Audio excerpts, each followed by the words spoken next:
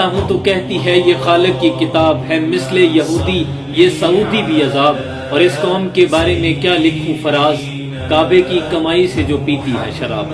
ایک طرف فلسطین کے بچوں پہ قیامت ڈھائی جا رہی ہے، ظلم و بربریت کی داستان رقم کی جا رہی ہے، دوسری طرف عرب کے لوگ، یہ سعودی عرب کا شہر ریاض ہے جہاں میوزیکل کنسرٹ جاری ہیں۔ وہ ارض مقدس ہے جن گلیوں میں حضور اکرم صلی اللہ علیہ وآلہ وسلم صحابہ اکرام کے ساتھ چلا کرتے تھے، یہ وہ گلیاں ہیں جہاں قرآن اترا کرتا تھا، یہ وہ گلیاں ہیں جہاں سے پوری دنیا میں اسلام کی شمع روشن ہوئی، یہ وہ ارض مقدس ہے جہاں پہ حضور اکرم صلی اللہ علیہ وآلہ وسلم آرام فرما رہے ہیں، لیکن افسوس آج وہاں پر میوزیکل رات گئے کنسرٹ چل رہے ہیں، جبکہ دوسری جانب امت مسلمہ کا شرازہ بکھر رہا ہے۔ انہیں یہ لگتا ہے کہ ہم جو کچھ بھی کریں پھر عمرہ اور حج کریں گے اور نمازیں اور نوافل پڑھیں گے حرمین شریفین میں بیٹھ کر تو ہم بخش دیے جائیں گے۔ انہیں یاد نہیں کہ حضرت کعب بن مالک 73 جنگوں میں شامل ہوئے، صرف ایک جنگ غزوہ تبوک میں شامل نہیں ہوئے تھے، حضور نے 50 دن آپ سے بات نہیں کی تھی۔ امام مالک کے ساتھ دو اور صحابی تھے، ہلال بن امیہ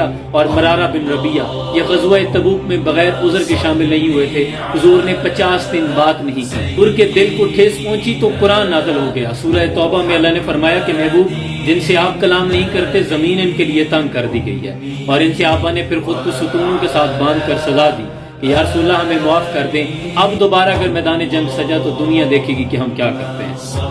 یہ کیا تھا؟ امت مسلمہ کی خاطر تلوار اٹھانا۔ اگر ہمیں یہ لگتا ہے کہ نمازیں پڑھ کے بخش دیے جائیں گے تو کیا صحابہ اکرام تو حضور کی امامت میں نمازیں پڑھتے تھے؟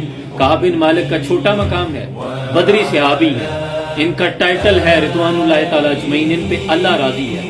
اور اگر آج ہم یہ سمجھیں کہ ہماری نمازیں ہمارے کام آ جائیں گی، ایسا نہیں ہو رہا۔ کیا حضور کے دل کو ٹھیس نہیں پہنچ رہی؟ حضور نے فرمایا تھا کہ پوری امت مسلمہ ایک جسم کی مانند ہے، جسم کے ایک حصے میں تکلیف ہو تو پورا جسم کا حصہ اس درد کو محسوس کرے۔